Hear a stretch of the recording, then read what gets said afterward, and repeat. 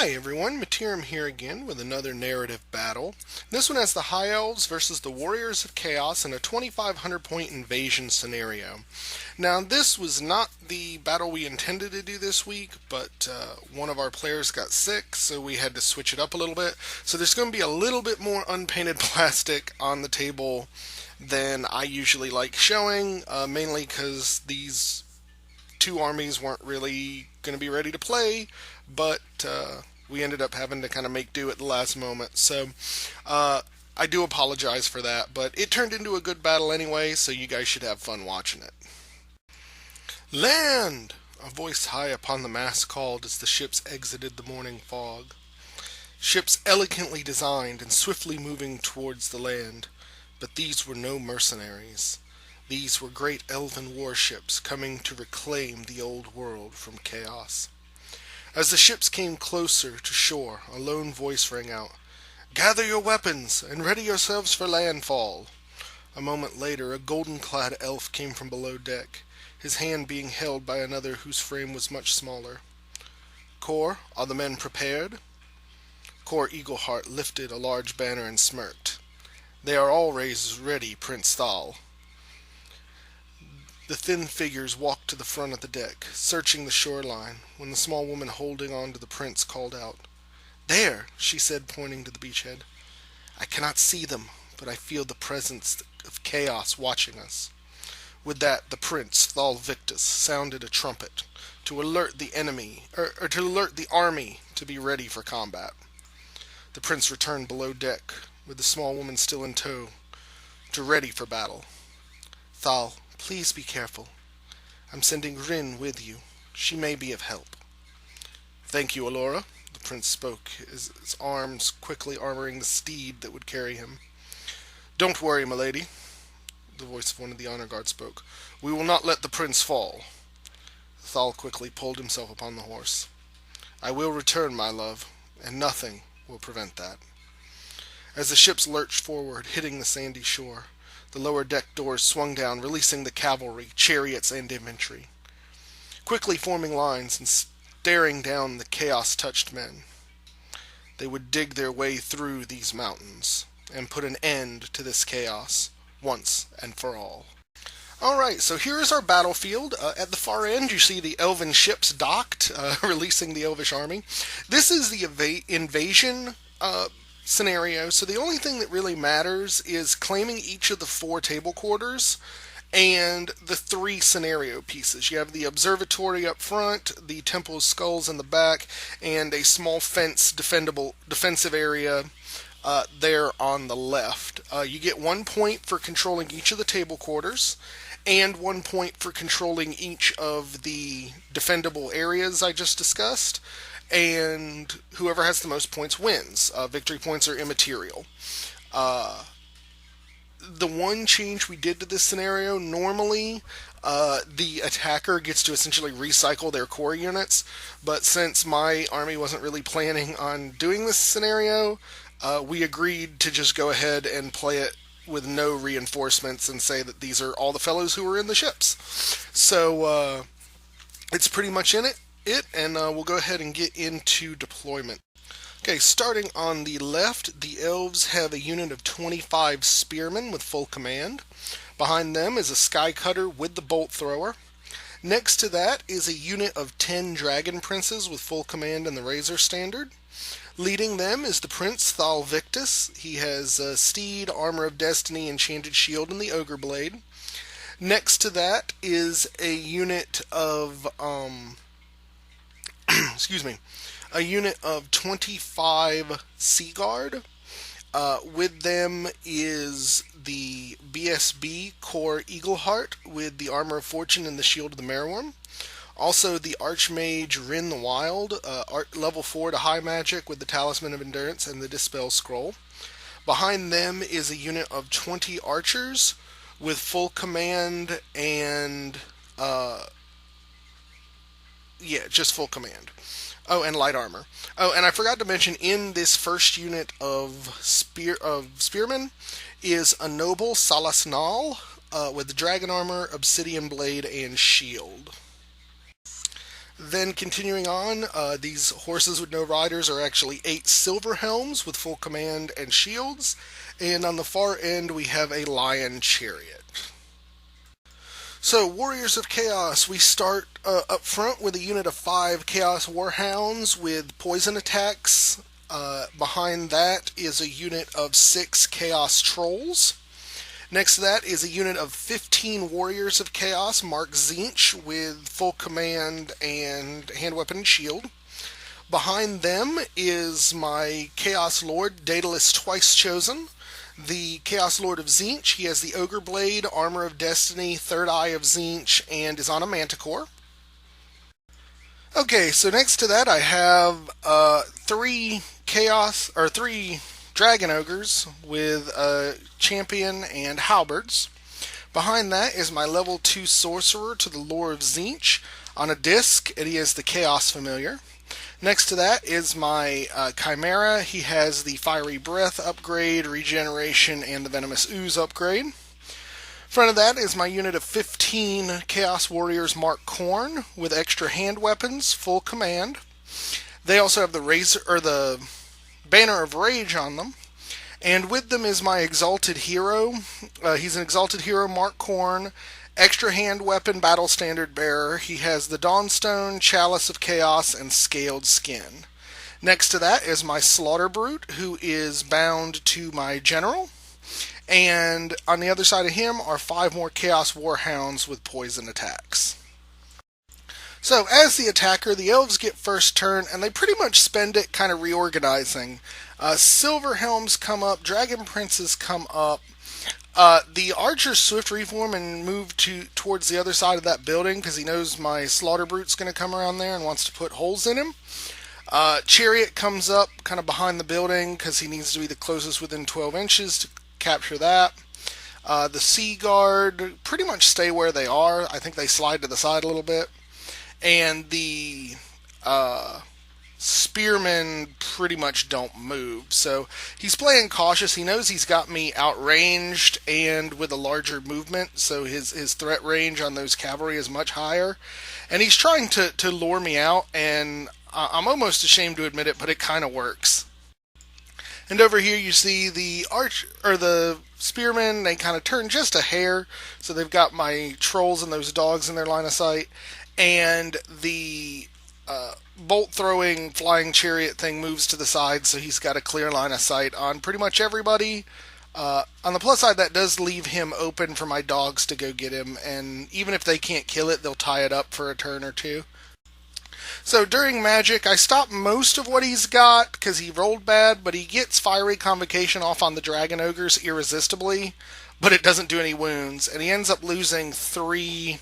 Like, it's a miscast 7, and he loses 3 of the Sea Guard that are in the Mage's unit. So, pretty good there. I'm pretty happy with that.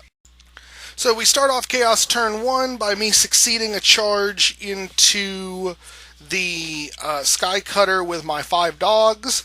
Really, I'm just hoping to throw some attacks, get some 6s, maybe get a couple of wounds through. Mainly the trick here is I just don't want him shooting at any of my monsters, and this will do it.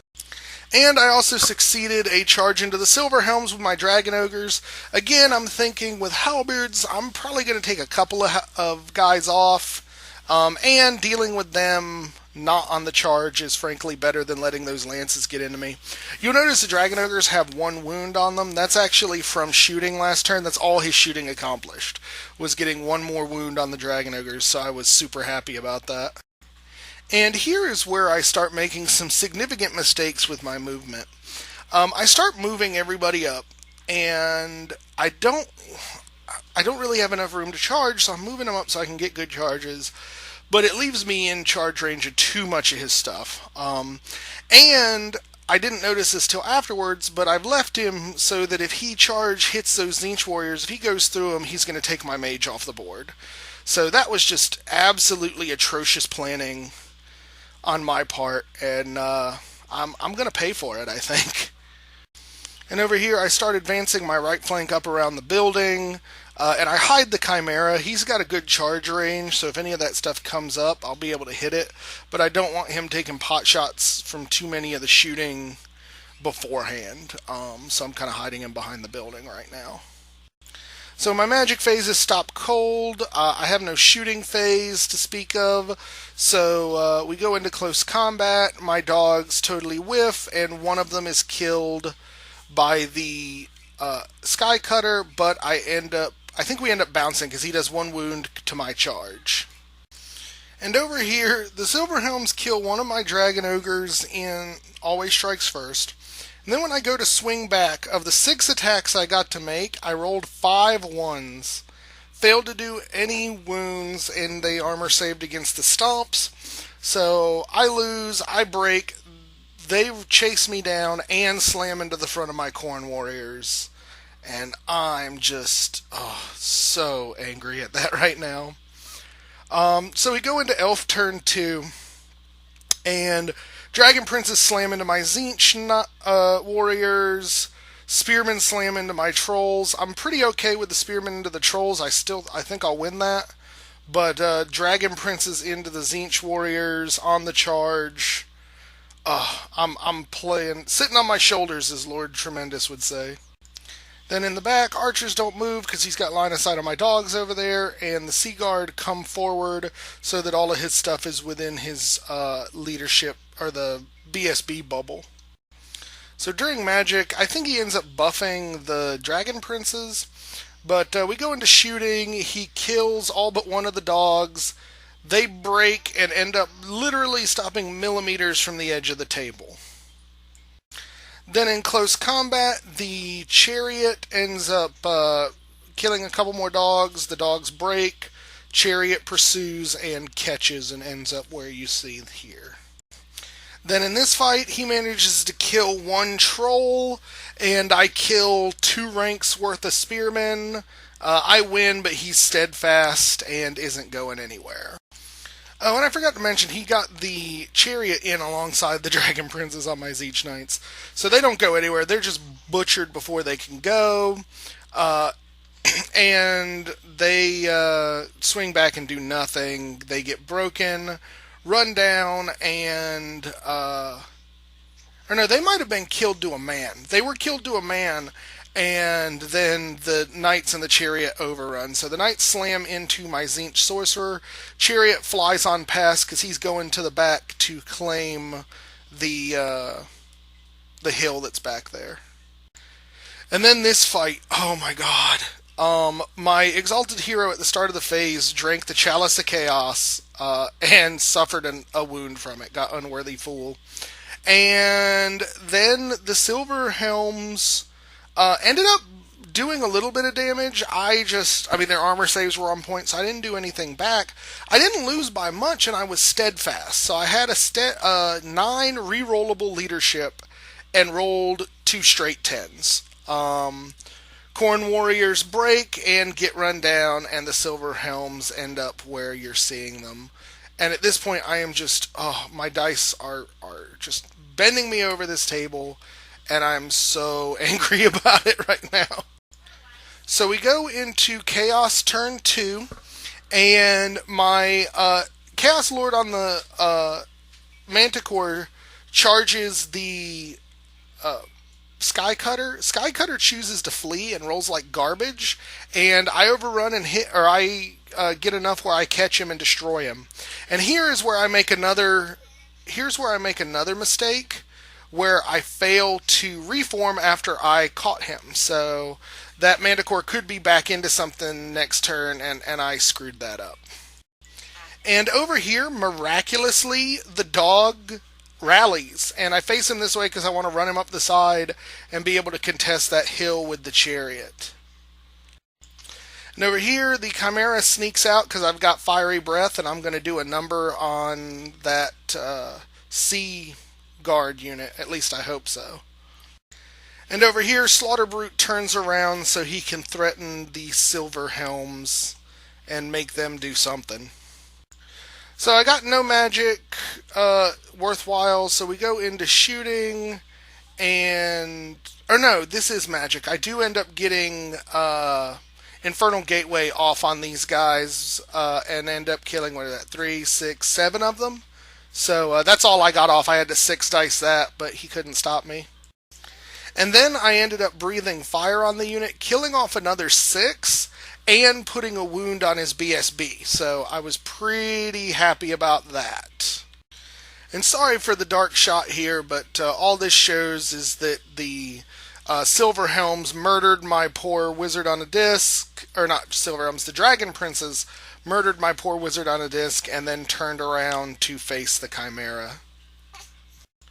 So here I take out another ridiculous number of archers, or not archers, spearmen, take a few more lumps on my trolls, but those little pointy-eared buggers are staying right where they're staying, which is frustrating as all get out.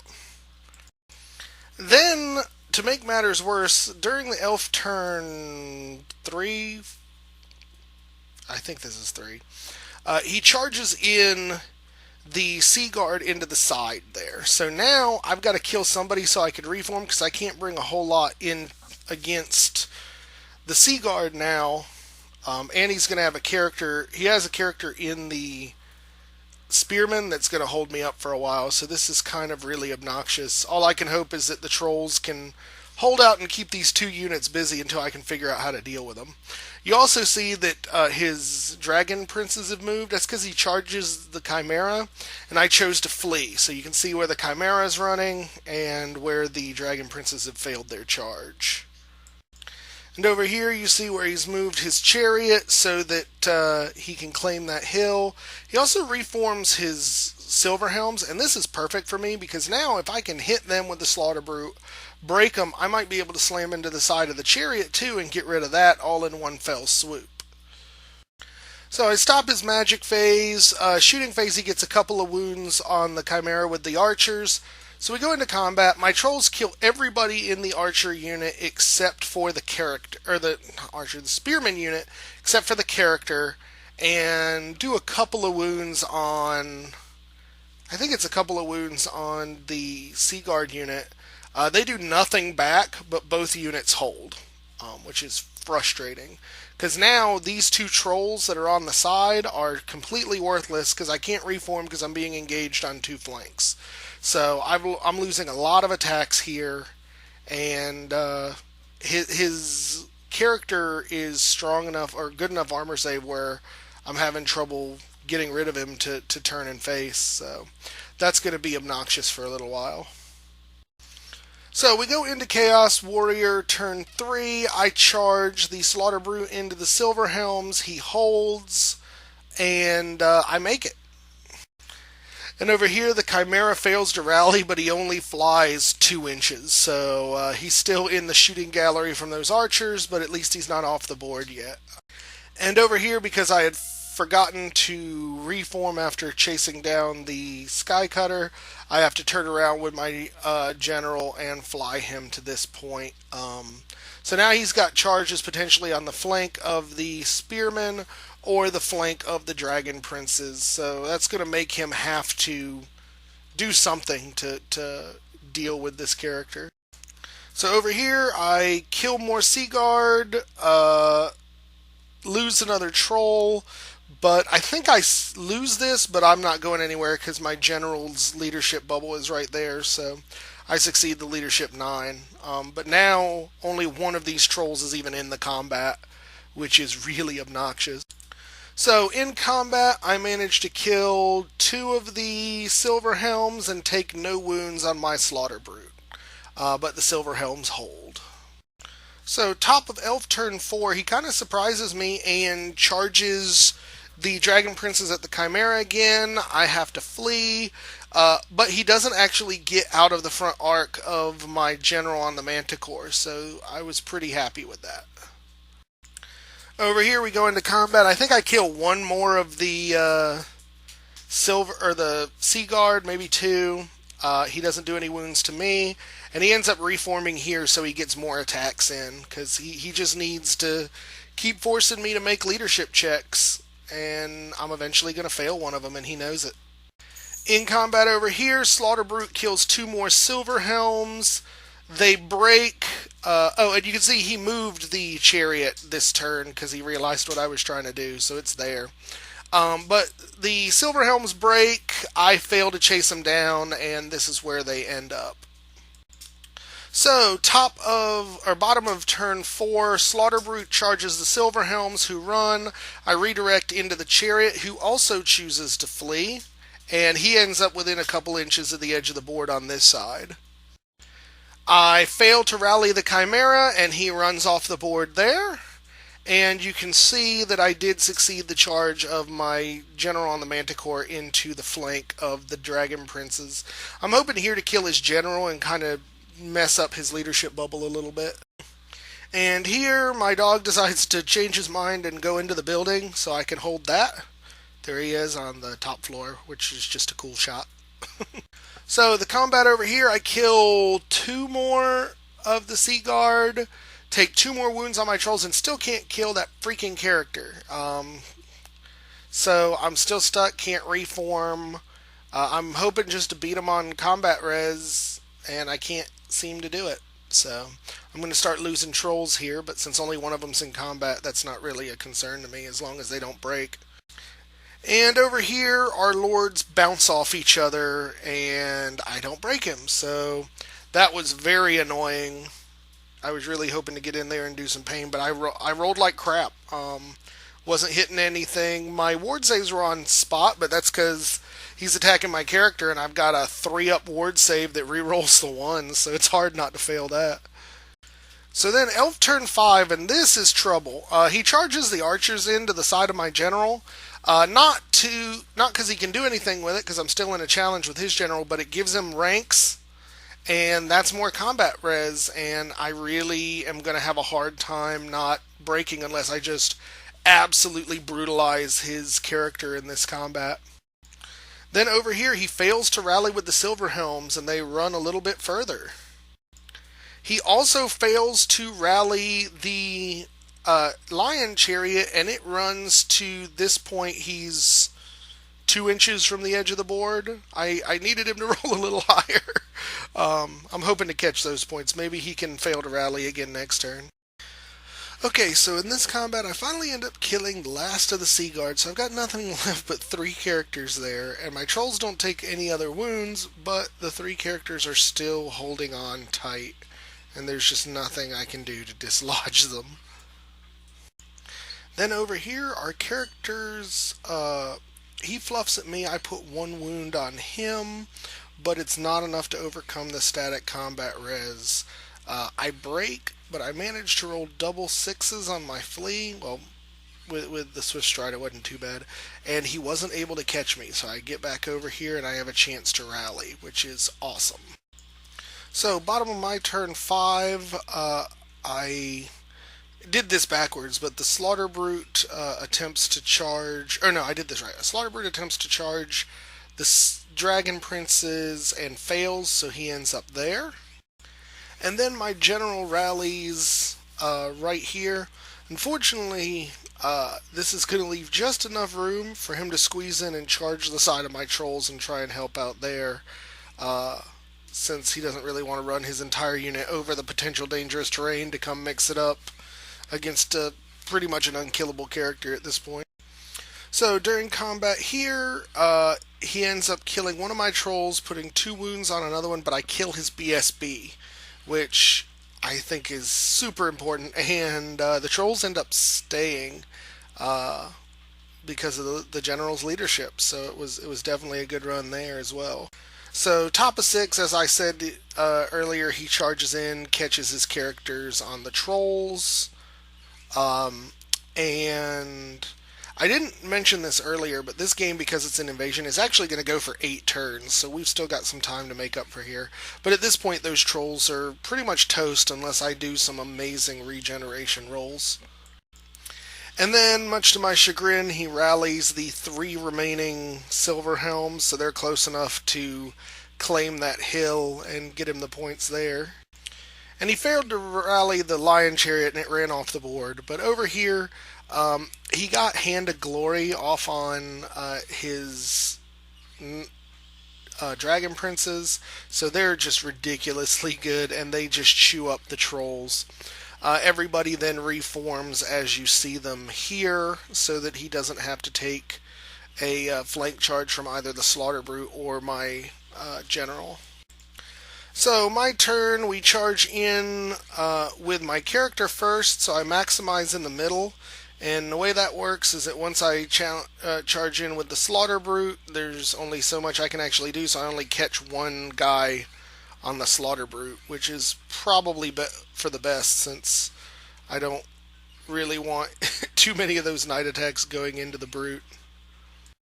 So with nothing else to do, we go into combat. I declare a challenge with my general. General puts 2 wounds on his prince, and because he actually healed one last turn with apotheosis too. So 2 wounds on the prince, and then my manticore strikes a killing blow. So that was pretty awesome. So his prince is dead, and the Slaughter Brute killed another couple of knights, but they're going to hold on at this point. So we go into top of turn 7. He moves the Silver Helms on top of the hill to make sure he's claiming that. That also gives him that board edge, or that quarter at this point, so that's not happy. And over here he moves his noble behind the fence to claim that, and moves his wizard where you can see it to get some spells off on my characters. So his magic, I don't think goes anywhere. During shooting, his 20 archers just blow away the one dog hiding in the building, so I'm not going to get the points for that building at this point. So we go into combat. During this combat, I finally fail a ward save, and one of the Dragon Princes puts a wound on my general. And the general and the Slaughter Brute respond to that slight by murdering the remaining Silver Helms.